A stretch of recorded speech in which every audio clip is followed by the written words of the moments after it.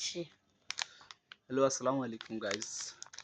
এই যে আমার হাতে দেখছেন, এই যে দেখছেন লেক্সাস বিস্কুট। দেখেন, ভালো করে দেখেন। এই প্যাকেটে কয়টা বিস্কুট জানেন? মাত্র 4টা না 5টা বিস্কুট। এই একটা বিস্কুটের দাম 1 টাকা। এই যে দেখেন, ডায়াবেটিসের নাম দিয়ে দিয়ে বাংলাদেশে যেভাবে যে সুযোগ পাইছে ব্যবসায়ীরা, ডায়াবেটিসের নাম দিয়া বিস্কুটের দাম এত হারে বাড়াইছে। বাউরে এখন তো আর কোনো সরকার নাই, আওয়ামী লীগ নাই যে বলে চাওয়াই দিছে, চিনির ভ্যাট চাওয়াই দিছে। এখন মাশাআল্লাহ ইউনূস কাকা আছে, এই যে বিস্কুট, ময়দা, চিনি এগুলোর দামও কমাই দিছে। তাহলে দ্রব্যমূল্যের দাম কম, তাহলে বিস্কুট কেন বাড়ে না?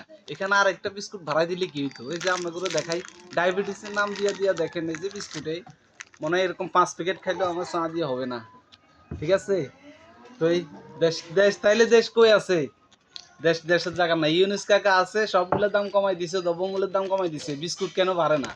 সবগুলা দিন দিন শুধু আমাদের জনগণকে ঠকাই দিচ্ছে। জনগণ শুধু ঠকেই যাচ্ছে। জনগণের কোনো উন্নতি নাই। সো আপনারা এই জিনিসটা শেয়ার করেন, এই যে ডায়াবেটিসের না, অবশ্য ডায়াবেটিসের রোগীও দেশে বাইরে গেছে। তারপরেও বাইরে কি আমরা কি ঠকে যাব নাকি? আমরা ঠকতে চাই না। সো আপনারা এই ভিডিওটা শেয়ার করবেন। এই বিস্কুটের, এই লেক্সাস বিস্কুটের কোম্পানিকে এটা ওদের কাছে যাই, এটা তারা শুনে। হ্যাঁ, এই যে দেখেন, এই যে বিস্কুট, এই মনে হয় 10 প্যাকেট খাইলে পেট ভরবে না। এই যে বিস্কুট, এই হলো অবস্থা। এখানে 5 টাকার বিস্কুট।